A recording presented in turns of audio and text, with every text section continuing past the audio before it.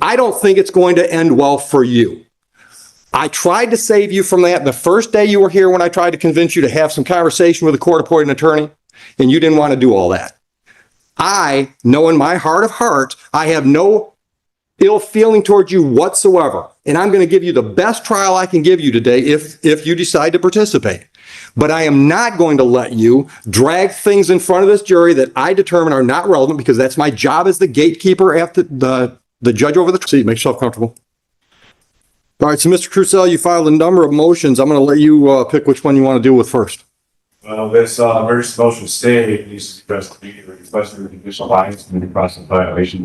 Okay, just hold off with the argument. Hold off with the argument. The question was, what do you want to start with? Okay, so you filed something Friday. I took a quick look at it today. Is that any different than the motion to stay that you filed previously? This is just bringing the fact that all the motions I have filed. Is that a yes or no, Mr. Crucell? Well, it's covering all the judicial bias. Okay. Listen to my question. Is it any different than the last motion to stay proceedings you filed? Yes. Okay, just give me what you've added since the last one, because this one I haven't had a chance to read fully. The first one I read fully. I just have a mistake straight to me telling you you didn't give a shit about what I had to say. Okay, hold on. Mr. Crucell, this is going to be a very long day for you if you don't listen to my questions and answer my questions.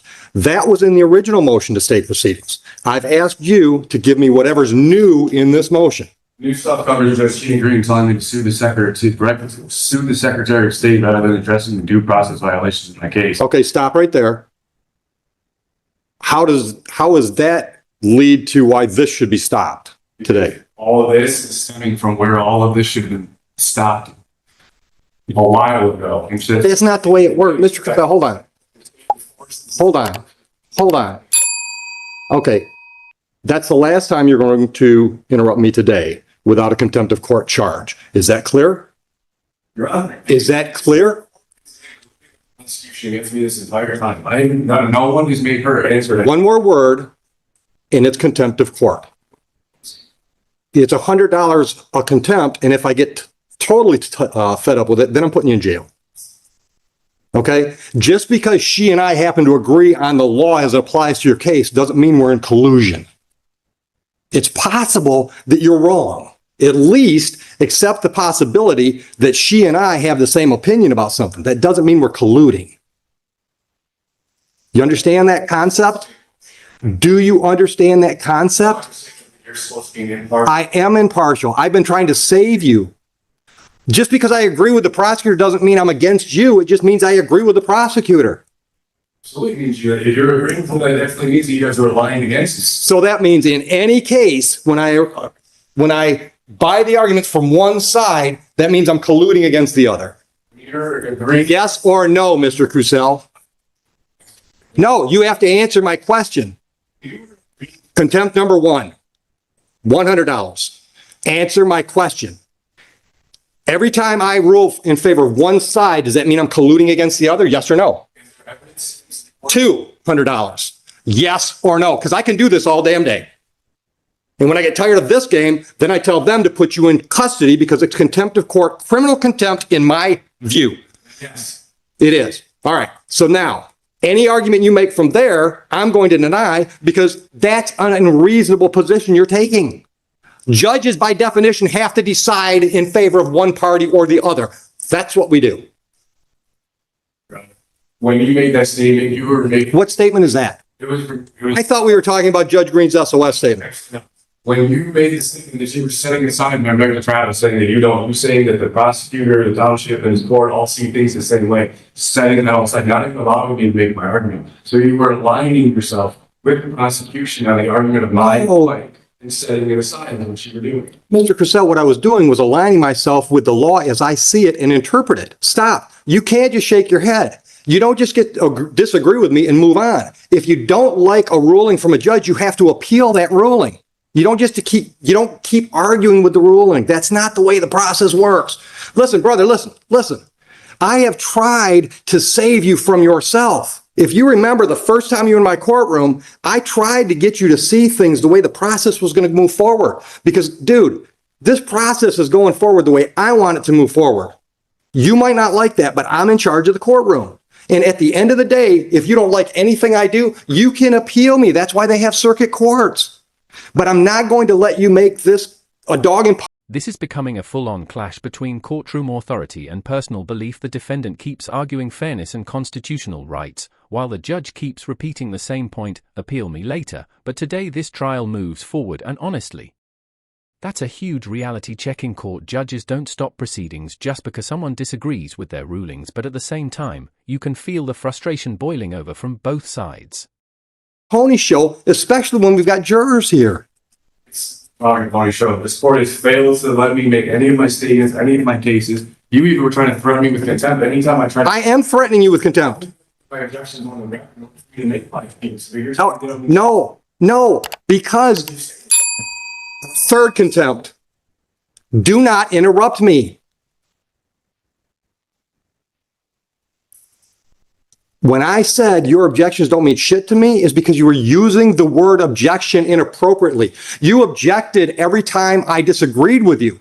If you have an objection, you have to have a legal basis for the objection. For example, she's trying to put a video into evidence and you say, I object, Judge. She hasn't laid a proper foundation because all she said is, Judge, I've got a video. I'd like to play it for the jury.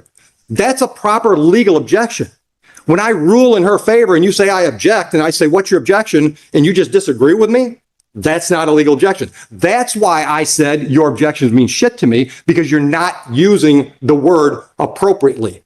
Because you don't know what you're doing. That's what I tried to tell you originally the first time you were here. You've never been to law school. You've never tried a case. You don't know the rules of evidence and all the other things that have to be in play to have a trial go forward appropriately and properly, and to be perfectly honest, in your best interest. And Your Honor, again, you're trying to spin this here every time I make a I'm not spinning. my objections based on you stopping you not allowing me to do it. And that's when you told me my objections to be. Okay. All right. So let's do it this way. What motion would you like to address first? The motion to postpone? Denied. I'm not denying the jury trial. Especially with the jurisdiction, she's never once it's on the why it's on the prosecutor to prove those things. There's the false course irregularities. All right. Let me stop you for a minute. What do you mean you're not going to proceed? You're here. Everything is taking place now shows exactly that there is enough to show. You're supposed you need to Once again, you're not answering the question I asked. You just said you will not participate. And I asked, what do you mean by that? fair trial. I'm not asking you to explain your reasoning. I want to know, what does that mean? I'm not going to proceed with this. You're here. So when I impanel the jury, what? You're just going to sit there and not going to talk? What does it mean when you say you're not going to participate? And go through until these things get addressed. All of my issues that have been ignored this entire time, especially excluding people. Once again, if you accept the motion and I deny it, it's been addressed. You might not like the way it's been addressed, but then you have to appeal it. That's the whole point of me getting all my objections. All right, what's your objection? What's your objection to me denying your motion to postpone this trial at the last minute? Statement I'd like to put on the record that if whatever you'd like to do from there, you can, because I'm open until these things. Like I said, Hold on. Is this statement preceding all these motions you filed? Okay, then let me make my ruling on all of them. I think there was a motion to dismiss for lack of jurisdiction, correct? Okay. Would you like to respond to that one? Because I think that's already been addressed.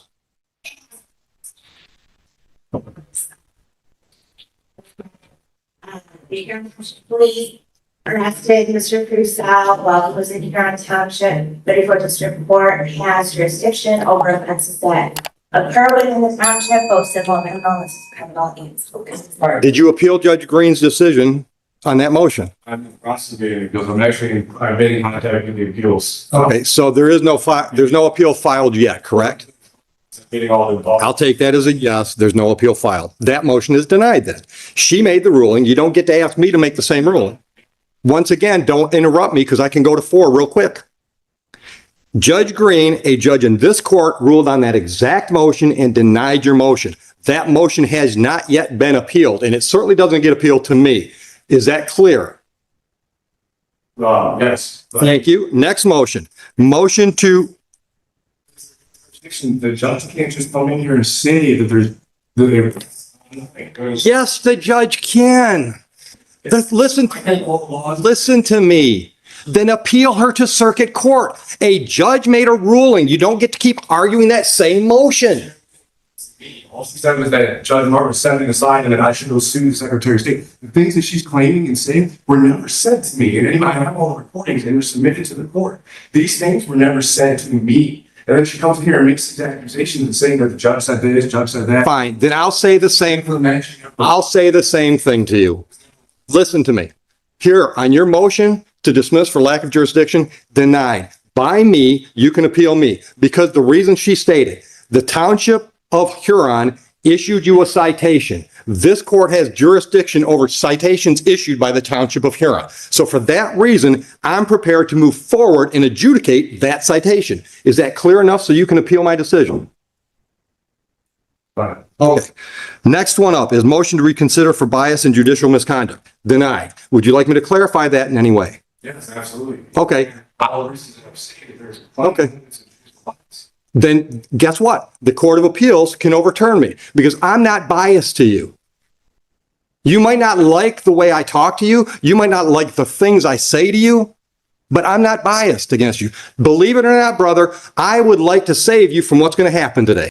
Listen carefully here because this might be the most important moment so far. The judge is practically begging him to take legal counsel. He's saying this started as a relatively small issue, but it's spiraling into something much bigger because of how the defense is being handled, and this happens more often than people realize. Representing yourself sounds empowering until courtroom rules, evidence standards, and legal procedure start hitting all at once.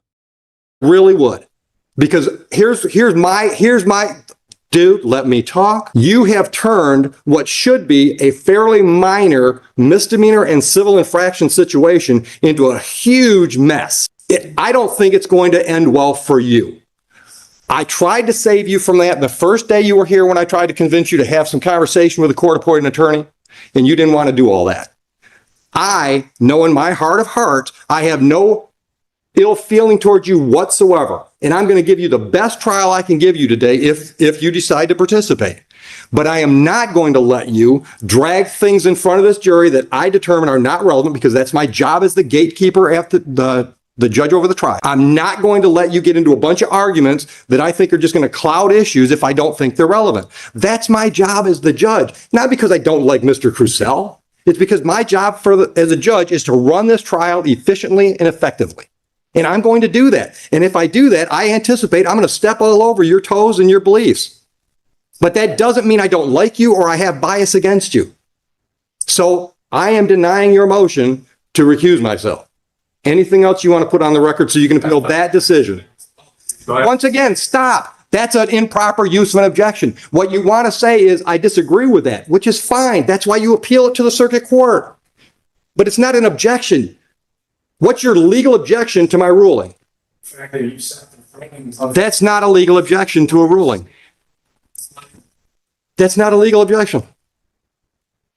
So that's two motions down. The next one is motion for relief from judgment. I'm assuming that's Judge Martin's decision to set aside your defaults. All right. Do you really want me to grant that motion? Because if I grant your motion, that means the default that was set aside, defaults that were set aside are reinstated.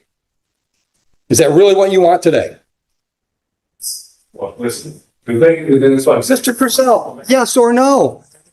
You filed a motion asking me to set aside a decision that was made. Do you really want me to set that decision aside? Because that means those civil infractions are then in default and they're done. Is that a yes or no? Yes or no? Do you want me to set aside those do you want me to set aside the default set-asides? Do you want me to reinstate those default judgments? Then I'll deny that motion. All right. You filed something called Notice of Constitutional Rights, which I didn't see anything where it required me to make any decisions or anything else. You're just letting me know that you're standing on the Constitution? So am I. All right. The emergency stay we dealt with. You also file an affidavit of non-consent. You didn't need to file paperwork for me to know you didn't consent with the proceedings, but I got the message there. Was that the only message I was supposed to get out of that document? essentially, yeah. Okay. Prosecutors. Okay. I don't need a preachy moment. I just want to make sure I wasn't supposed to get anything else out of that affidavit other than you don't like the process that we're involved in. Next thing I had on my list was affidavit of non-consent, motion for judicial notice. What does that, judicial notice of what? certain terms, everything that this prosecutor keeps trying to use and apply in this case that are not the lawful terminology being used. Okay. For example. You use motor vehicle. Okay. Motor vehicle's pretty much a term of art in our business. Law of differences between how it's being used. Absolutely. Well, then you can make those arguments. But you can't tell her she can't use that phrase. Yeah, but I'm not the trier of fact. So if you want to make an argument to the jury that her use of the term motor vehicle is improper, you can make that argument. Is that what you're concerned about? Is you're not going to be able to make the argument? Yes. Get what stuff on the record? Filings. Well, I can guarantee you're not getting all these filings on the record because the jury has no reason to know about all your motions. All of this has to go. Everything that's taking place. No. Exactly. No, that's not the way it works, Mr. Cusell. No, Mr. Cusell. All right, listen, brother, listen. You don't get to tell me what my job is. I've been doing it for 25 years. Listen. Well, then that's why they have appellate courts for the fourth or fifth time. I decide what this jury gets to see today. I decide. That is, by definition, the role of the judge at a jury trial. I get to decide what goes in front of that jury. If you don't like the decisions I make, you appeal those decisions. That's the way it works. What this jury has to decide today is whether or not you violated the township ordinance on that date. Hold on. None of these legal arguments about whether or not I should recuse myself or whether or not you notice me up for constitutional rights, none of that has to go to that jury. And none of it's going to. And that's why I should have tried and my emergency stop and motion to stop this. I already ruled on that. Certain back acknowledge my motions for my RightToTravel. Nothing to do. Once again, I'm not trying to, I'm doing my function as a gatekeeper for a jury trial. I'm deciding what's relevant and what's not. And you can disagree with me that all day long. But we're going to do it, once again, we're going to do it my way. You can appeal me. I've been appealed before. I'll probably be appealed before I retire again. It's okay. That's the way the process is set up. I encourage you to appeal me. All right? I am open-minded enough to think that perhaps my mindset about your whole thing, maybe that's all wrong. So a circuit court judge can tell me I'm wrong. But so far, and I've ruled this way a number of times on the traveling issue, nobody's ever appealed me to lead to a circuit court judge to tell me I'm wrong. But I'm open to that idea. I said, well, you just keep, each judge has done the same thing. They just keep setting it aside. In fact, I think it doesn't even exist, not allowing me to make my case, which is violating my rights to be able to produce my case in my head. What's your case that traveling doesn't mean operating? I am in fact that this court's violated my due process rights in every way, the judicial bias and All right, then appeal me. But today we're having a jury trial. an unlawful jury trial, and I think that weighty statement I need to get on the record. Right, but hold on a minute. Once again, I want to know what that means. You're not participating. Not participate in a jury in a trial where there is clear bias in this court against it. Okay. It violates my rights to a fair trial. 100%. And you want to keep overlooking. Oh, I know they make you seem like they're not a big deal, and No, your rights are a really big deal. obviously not. Because if you can sit there and say that the things that are happening, the things you're saying, and just try to give these excuses, oh, just because I agree on this, you are aligning yourself with the prosecutor on my right to trial, completely setting aside, not allowing me. Mr. Purcell, no, I'm not. Listen to me. No, it's not. Listen to me. Listen to me. She could step out of the room, and I still think your travel argument is bullshit. Traveling. The right to travel was when you did it by Shank's mare. Then appeal me. That's my decision. Appeal me. When you're driving a motorized vehicle or traveling in a motorized vehicle, that brings all those ordinances into play. That's my legal ruling. Appeal it. I encourage you to do that. Now we're getting into the famous right to travel argument, and courts across America have heard versions of this for years. The defendant believes traveling in a private vehicle is constitutionally protected and separate from driving regulations. The judge completely rejects that interpretation and keeps saying the same thing. If I'm wrong, appeal me. This is turning into less of a trial debate, and more of a battle over who gets to define the law in that courtroom. But that whole traveling argument, dude, I've been through that argument a whole lot more than you have. Trust me, in the last 25 years, I've had that argument a lot.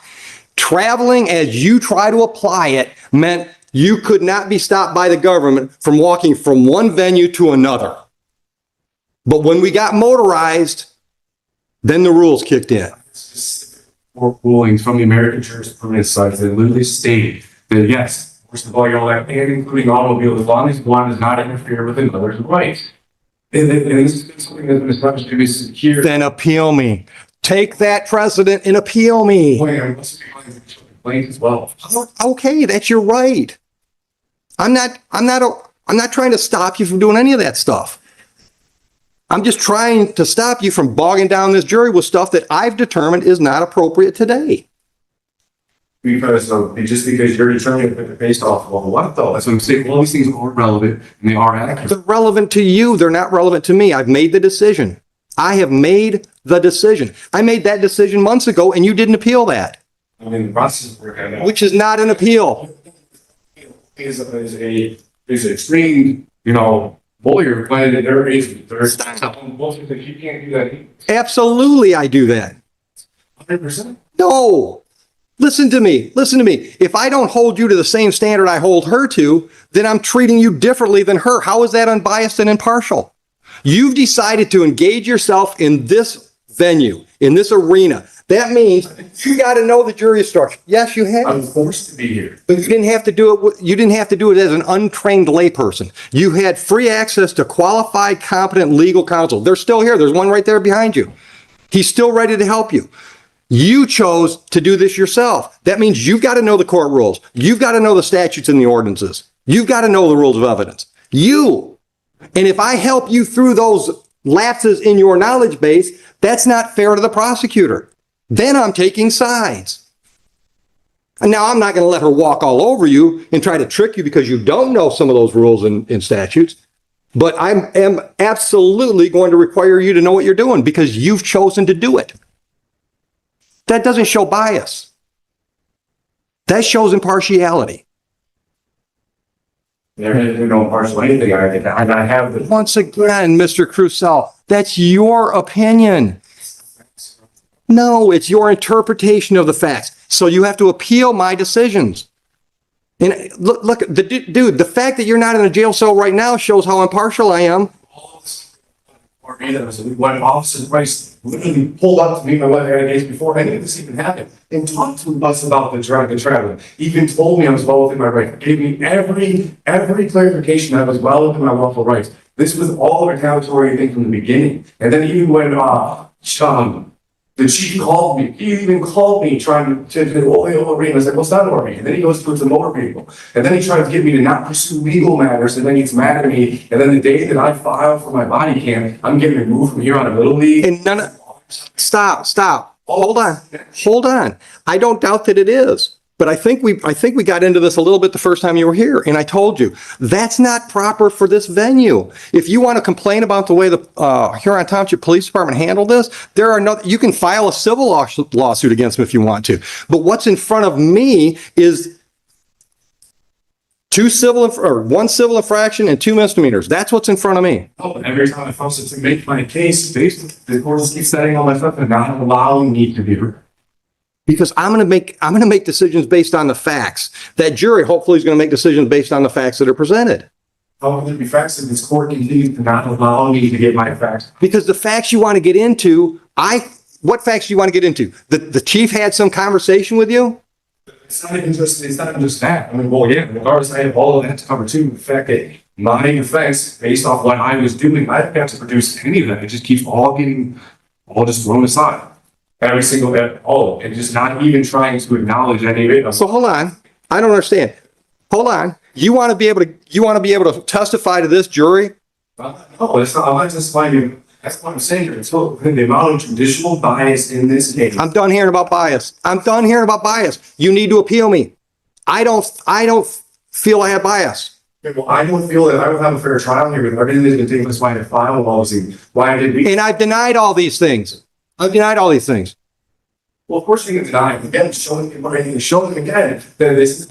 Once again, Mr. Cruzel, just because I disagree with you doesn't mean I'm biased against you. Maybe I just think you're wrong. Is it possible we could have a difference of opinion? Tina Green told me that she was just not announcing myself against the Secretary of State will make sure that this isn't a big deal. I'm showing them. I'm not gonna, It's no impartial sport here. I've never brought a Secretary of State, have I?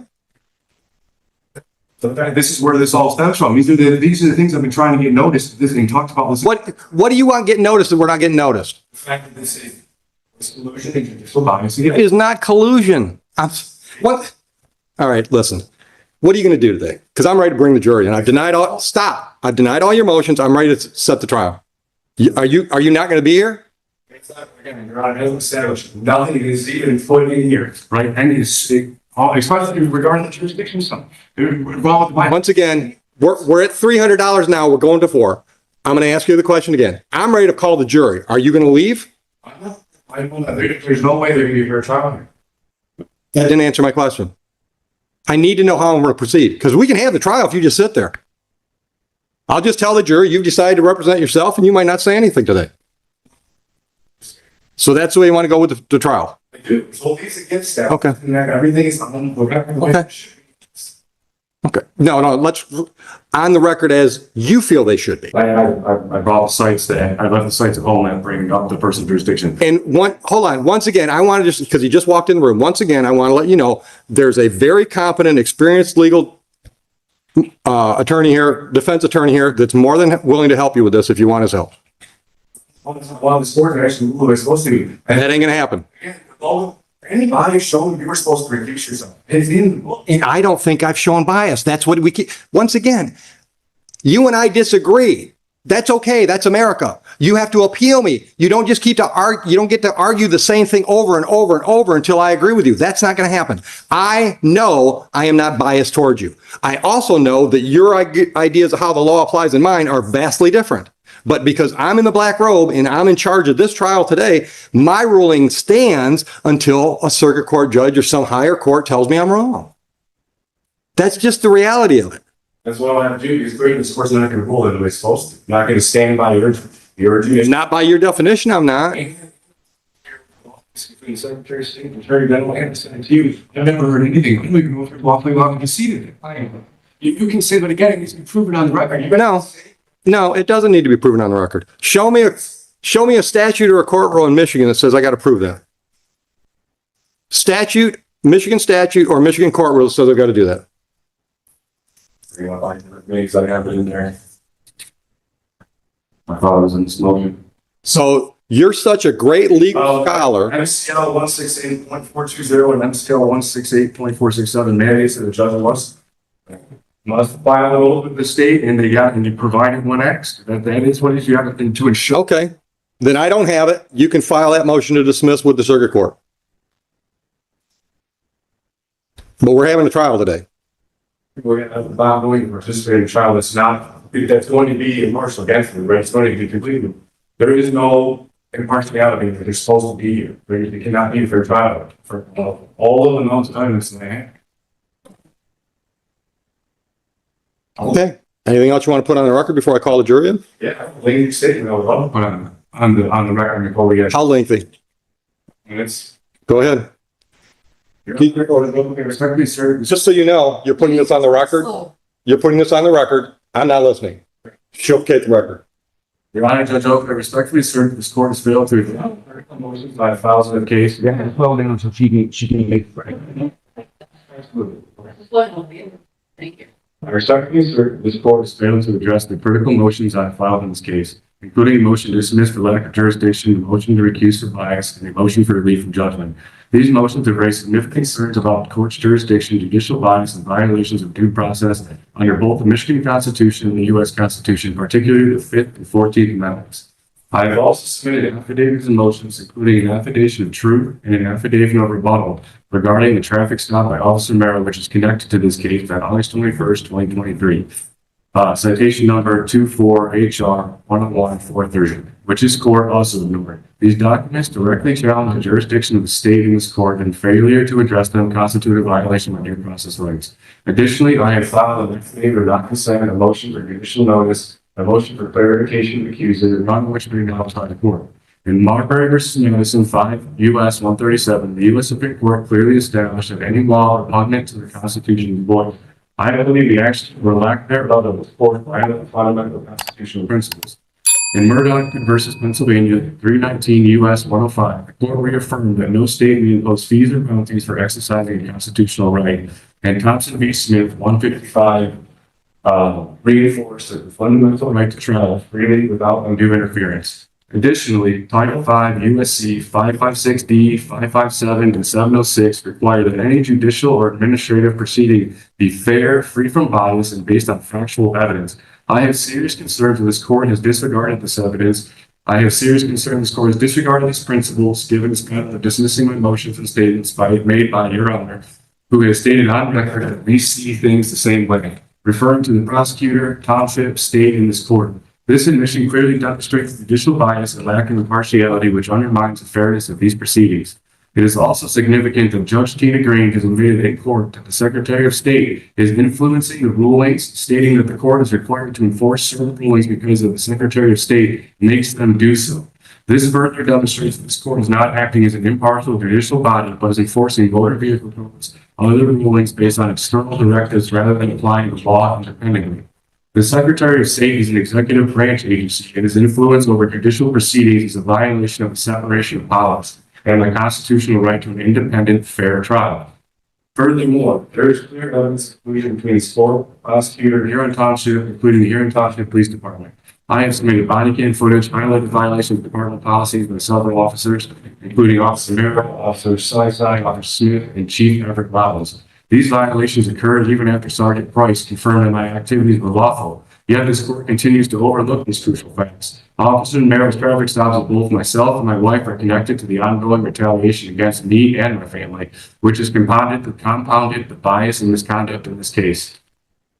Additionally, I have requested Your Honor's oath of office through an affidavit of fact, registration statement, demand request pursuant to the Foreign Agent Registration Act of 1938, and anti-bribery statement request, and I have received no response. This lack of response raises further questions about the legitimacy and legal standing of this court. Moreover, Judge Lisa Norton issued an unsigned default order without jurisdiction or court seal, and during court proceedings, she admitted she did not understand the sui jurisdiction. These actions reflect further incompetence and violations of due process. I must also address the township's deliberate attempt to mislabel my private automobile as an off-road vehicle under local ordinance to circumvent my constitutional right to travel. This mislabeling is an attempt to subject me to commercial regulations that do not apply to private, non-commercial travel. This ORV ordinance was never intended for law public roads. Under the Clearfield Trust Code, versus United States 318 U.S. 363, when government entities operate in commercial capacity, they lose sovereign immunity and are subject to the same legal standards as private corporations. The court's actions, including the misapplication of commercial motor vehicle codes, further demonstrate its commercial interest in misinterpretation of the law. The Supremacy Clause of the U.S. Constitution, Article 6, Paragraph 2, mandates that this court is bound by the Constitution, which is the supreme law of the land. This court, however, continues to proceed without regard for constitutional protections, violating my rights at every stage of these proceedings. To continue under these circumstances would be a violation of my constitutional rights and an abuse of judicial power. I respectfully request that the court issue rulings on the pending motions, including a jurisdictional challenge, and immediately dismiss this case by citing overwhelming evidence of judicial misconduct, bias, and due process violations. So these issues remain ignored. I will see immediate appellate relief, hold all parties accountable, including Your Honor, Judge Martin, Judge Tina Green, Prosecutor Caitlin Margaret Foley, Officer Miro, Officer Sysai, Officer Smith, Chief Everett Robbins, and the Huron Township Police Department. I further assert that if this court continues to proceed with the presumption that I am engaged in commerce, it must present evidence to substantiate its claim. Without such evidence. That was an absolutely massive statement. For the record, the defendant just unloaded constitutional claims, accusations of judicial bias, police misconduct, collusion, unlawful enforcement, basically throwing every grievance onto the table before trial begins, whether those arguments hold legal weight or not. One thing is clear. He wants the appeals court to see everything later, and you can tell the judge is already preparing to move past all of it and bring the jury in immediately. This court has no authority to enforce commercial motor vehicle codes or ORV ordinances upon me, and any further actions would be unconstitutional and unlawful. All right, here to court, district court, back in session. Bring the jurors in. Mr. Crucell, just so you understand the process, we're going to do voir dire. Did you have a chance to talk about the iPad? No. Hold on a minute, Joe. Yeah, I told him I would go over it. Okay. I understand that's your position, but I'm still going to explain things as they go. All right. I mean, I just want you to understand what's going on. So if you decide you want to jump in, you'll know where you're at. Understood? I'm not trying to talk you into participating. I'm just letting you know what's happening. I'm going to explain things as we go for you and them. You got that? I suppose I don't understand why I need to sit here and waste my time for an phone. Because if you leave, I'm going to issue a bench warrant and you're still going to have to deal with this down the road. At least this way, listen. Here, one of two things can happen today if we have the trial. Either they find you not guilty and you're done, then you can file all your grievances and stuff, or they find you guilty and you're just filing one more appeal. Instead of wasting everyone's time. You've already wasted their time because they're all here. They're all here. Well, that's why I filed these things weeks ago. These things should have been addressed before this process even took place. There's a scheduling issue that takes place too. So But hold on. Hold on. Don't interrupt. You didn't appeal the last round of decision. You didn't appeal the decision you didn't like from Judge Martin. You didn't appeal the decision you didn't like from Judge Green, and you didn't appeal the decision you didn't like from me last time you were here. So here's my problem. I'm not going to adjourn today because you say you're going to appeal, because if you don't, we've accomplished nothing and we're no further to resolving these files. I had to file with the appeals court that I've been in contact with the appeals court. Okay, hold on. Let me try to educate you, okay? You contacting the appellate court, first of all, this should go to the circuit court, all right? You've gone, okay. So, I didn't choose for you to be here, but you're here, okay? So we have to get through it, all right?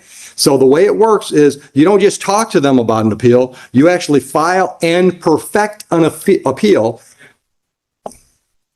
but you didn't perfect the appeal. So there is no appeal.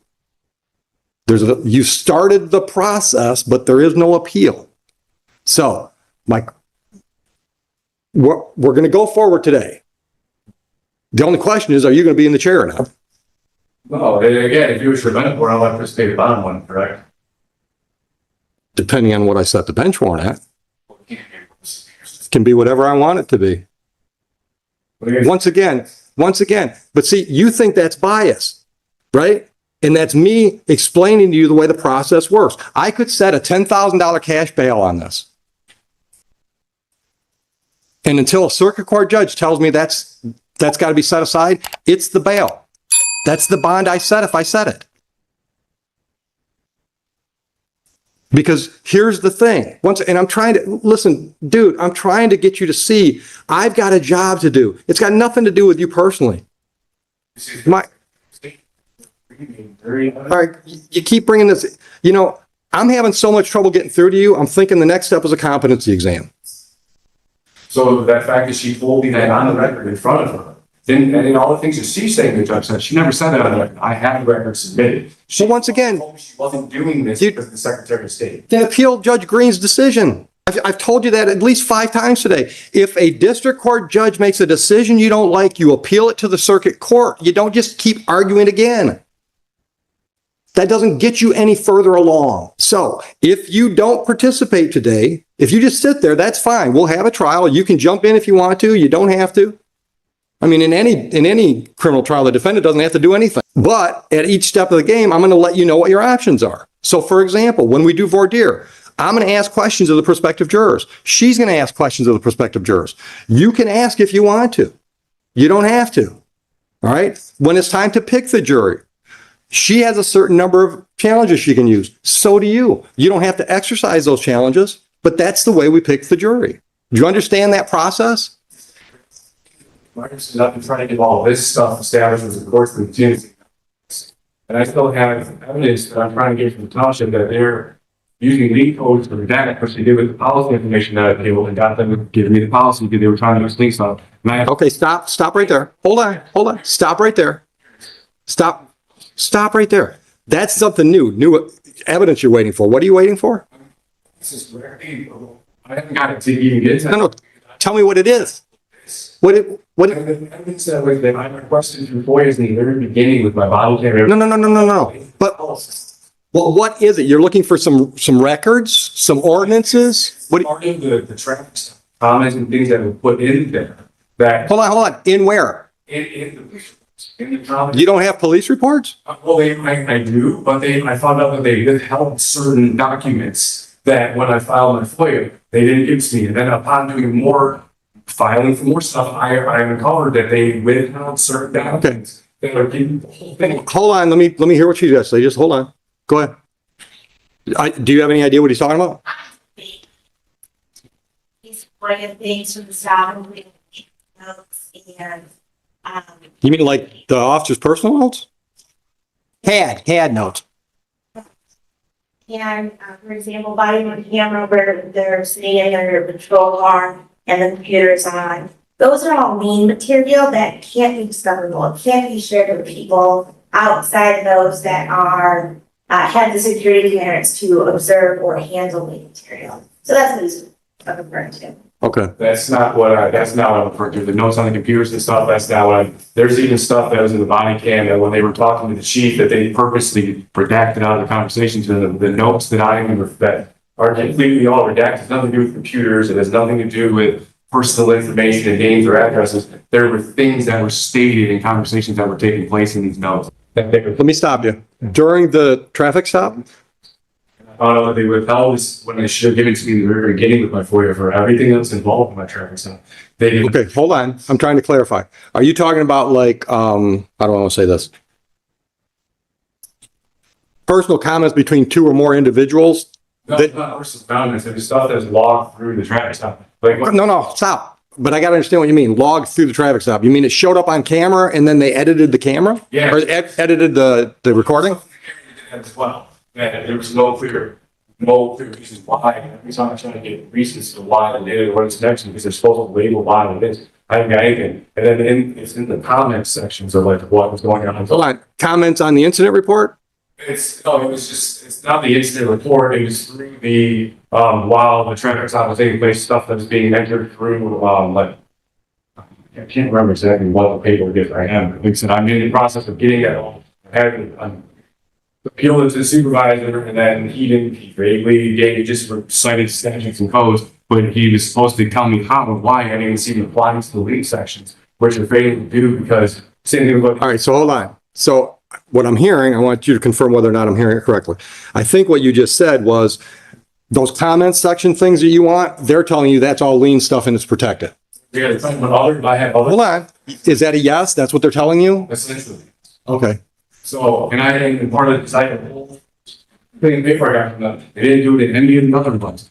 Only Hold on. Other one what? all the because there have been several reports, several times the cops came out of their house. We were told, this has been going on for all of the year, probably by incident happened. Okay. So I filed get all of every cop that had been there, all the reports, anything to do with anything that I could get that was access to me. And then that's how I found out that these other reports weren't released to me. And then in my life traffic stop, they did the same thing. Everything to do with that entire traffic stop is all completely redacted. We have any of the other stuff, it's all open. Redacted from, The whole page is just black. hold on. Redacted from the incident report? Yeah, from the incident. The paper report that you received? Yeah, exactly. Okay. And there was no justification involved. So why any of these things are redacted, I keep trying to, and how they did it with the policy. I tried to get the policy 3 separate times to the department, and then they cite these lien codes for names and addresses and stuff, which I understand there's certain stuff. What policy? The policy conduct for officer conduct and how the officer is supposed to operate themselves, right? So they denied several times, stating the same lien codes are trying to use all these connections now. So I appealed it to the township supervisor, and he released all of my information. And it showed that the policy showed that these officers violated the policy and Okay, hold on. Stop. So he released everything, but not everything you want? well, Then once I realized they were doing this, I went back to even more. That's how I found out there was more stuff that was never released to me. Okay. And then they're doing the same process using these lien codes to not let me see what was put in this paper. And that's why it's all the record titles. I've been trying and fighting all this full time trying to get this stuff together. And I'm getting every which way I'm being screwed.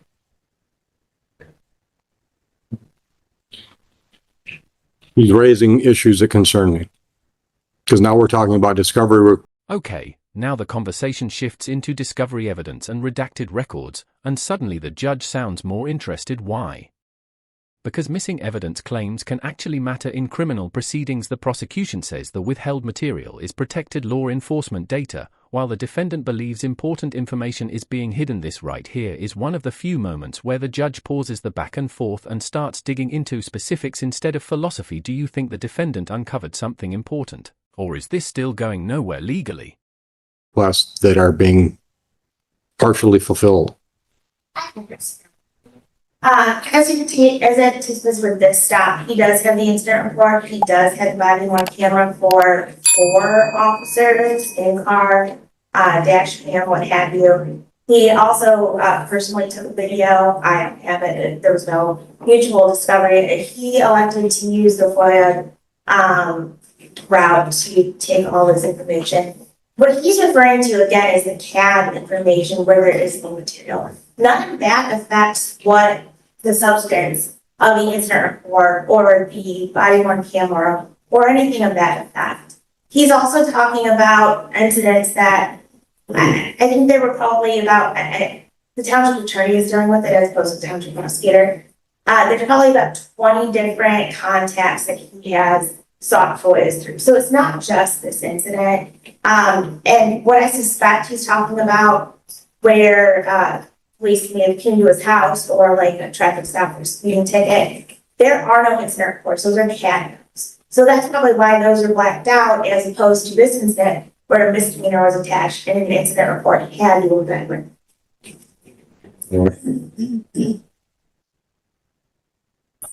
Okay. Anything else as far as information you requested that you don't have that you think you need? I mean, that's the base of it. I'm still actually, now that I've been having to really dig into stuff, I'm uncovering more. Now that I've been through the body cams, I have to file more to get more stuff unredacted because there is clear points in these conversations that were purposely redacted. They have nothing to do with clean information that they keep claiming. Same thing with these CAD notes she keeps referring to. That's not what I'm trying to get hold of. And I understand that there are things that they can redact through the lien code. These entire things that are, there's no way the entire pages and these comments and everything are all lien information. I know that. I've been told. How do you know? I've been told for Sergeant Price, things that are said in these personally about me and stuff like that are being redacted because it can be used showing the bias and everything, the retaliation against me. And I know for a fact what was said in these things. That's why I know that being redacted is more than much to say. Okay. But Mr. Crisell, with all due respect, that all sounds like a civil lawsuit against the township. Well, yeah, this is my argument. I've been trying to bring into this court, but everything's just being keep getting. Because I'm not going to get into all that with a jury. But that goes directly to this, is what I'm saying, and that's why I've been trying to get all of this stuff answered before we even come to this point. I'm not going to let you get into all that with the jury. It's going to be confusing. We're going to go down rabbit holes. That's why what's because I need to be able to present my case to fair. So this case goes back to February. We set this trial 2 months ago. You're right, but 2 months and 2 weeks. I'm trying to get the jurisdiction established. I'm trying to get the judicial bias stuff taken care of. All of these things that have not, that they've just keep, it is what it is, just getting swept under the rug. When Okay, hold on. Once again, I have to take offense to that. I'm not sweeping your judicial bias argument under the rug. I'm denying it. I give it, yes. Okay? No, seriously. See, it doesn't matter what you have to say. If I'm determining bias, I know what my heart is. Now, you appeal that decision or you grieve me to the Judicial Grievance Commission, right? They can look at all your facts and say, well, Oakley, clear bias. But I don't have to hear all your arguments and see all your evidence to know I'm not biased. That's fine. I guess that's something when I have already started to do bias, I will be going down it. The more I look at it, okay. So again, Sir, it's 9:02. The jury's been here since, I'm assuming shortly after 8, some of them were showing up. Yeah, like I said, I cannot participate in something that I know is stacked against. 100%. Well, once again, you think it's stacked against you just because you don't agree with the way things are going. Okay. They're going to show that these things have to be established. That there has to be any. Then, You see, bias, but that. See, I mean, how? okay, stop. We're just hashing the same arguments again. If you're right, then you've got an automatic appeal if they convict you. If you're right, and this whole thing has been nothing but a sham. It has to be. And that's all this turned into. Okay, bring the jury in. I'm tired of talking. That's the motion will be real quick. Motion who? Oh, I forgot you filed a motion. Give me just a moment. Yeah. Yeah. Did you see that? Hold on. Did you get her motion? I never seen anything. Yeah, no. Just, you got a copy, you can just at least show him so he can see if he's seen it before. When did you send this to me? Last Tuesday along with our consultants. I have never seen this. Take a minute to look at it. I would also like to bring up for the record too that. Hold on. Hold on. Have you had a chance to look at what she just handed you? Okay. All right. So are you ready to argue that motion? Well, no, I had no time to prepare for anything next time. I've never seen that before. And Okay. it's just trying to keep me from being able to bring up all my valid arguments that are all applied to this. Once again, valid as you determine them, It's advanced to the case. as you say. And that's the same with the things they're trying to say, right? They have no evidence. Where's the evidence, right? Right. But I haven't ruled that anything she's trying to put in front of the jury is invalid. So my defense to my. Well, here, let's do it one at a time. She wants to stop you from saying anything about due process violations. Did you plan on telling the jury that your due process rights have been violated? All part of this case. Okay. Same thing with all the way to the traffic stop, all the way till now. Specifically, what were you going to tell them about your due process violations? Well, I don't have my defense completely in front of me because I'm trying to get all the other matters. I'm not ready for that. So, and I've never even seen it, so I can't even build up a defense to that to produce. How was that provided to Mr. Crisell last week? That's responsible. Okay. I received his motion, or his $109 motions on Thursday, so it didn't give me much time to respond. I did send it in the mail, I dropped it off at the post office this morning. And I didn't receive his most recent motion. That was filed Friday. Right. I sent a letter certified mail, so I know the ship's in. We've never got first last name. Never. All right. So here's what we're going to do. If you decide to participate and present any evidence to the jury today, then if any of these A through E's come up, we'll deal with those as on a point by point basis. Understood? Yeah. I'm not, The level. sir, I'm telling you, you don't have to. She wants me to give you a blanket instruction right now that you can't talk about any of these things that are listed in this motion. I'm not going to do that. If you choose to present anything to the jury and one of these topics come up, she's going to stop me probably with an objection, say, Judge, could we talk about that? And then we'll talk about that. Item by item. Understood? All right. Anything else before we bring the jury in? You said you wanted to say something before the jury came in. I thought you said. Another key point to this, I filed for records requests in this court, trying to get all my court hearings and everything and recordings. There's still one from the very first one from Judge Martin that is crucial to this case. They still have issues. How could it be crucial to the case today? Yeah, second rule in there are absolutely huge to all my whole. No, they're not. No, they're not. All of this. No, sir, everything started on February 3rd, 2024, when your tickets were issued.